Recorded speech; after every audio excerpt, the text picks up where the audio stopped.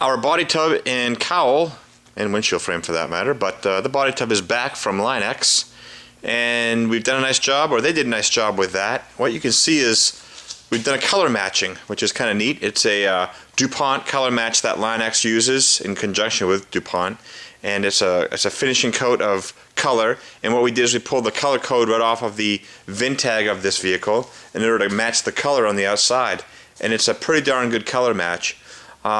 It's a slightly different colored tan, and maybe even has a hue of green to it, but that's not even maybe being fair. It all depends on what light it sits in. But you know, from the video, boy, it matches out pretty good, and it cleaned up the interior quite nicely. There were a few scratches and scuffs and you know, discoloration on the interior part, but now it looks fairly consistent. We also have the D-rings that we talked about. Those are all in. You can see where you know, the welding was done, and that's all been covered up. And we've really drawn a nice line between actual Line-X and then where we're going to have, say, a door mount, or down here with a striker mount on the body tub for the rear door to strike up. We've even Line-X'd inside there in that nice storage compartment. Did a really nice job, and the Line-X goes right forward, up on the floor, as well as slightly up on the firewall. Though we stopped at the edge right here on the toe board where it goes to a 45 to a 90, we stopped right there. All the panels, for example, transmission tunnel cover, underneath we didn't Line-X, but up top we did, as well as the access for the sending unit for the fuel tank right here. And you can see the fuel tank.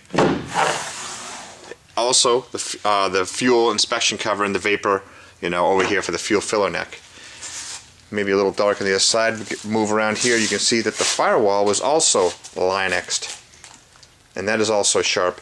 It'll act as good sound deadening for the firewall. We didn't obviously Line-X that side of it, the interior part, but the exterior part we did. So we're all set. Excuse me. We also Line-X'd for the engine compartment, not only the firewall but the back side of the grill, and also the front fenders there on the inside and underneath, as well as the apron there. So we've done a nice job at really coating this as well as best we could to keep it one, safe from the elements, and two, some sound deadening, and also a scratch factor, dent resistant factor. It's going to be great. So we're excited to get everything back into this truck.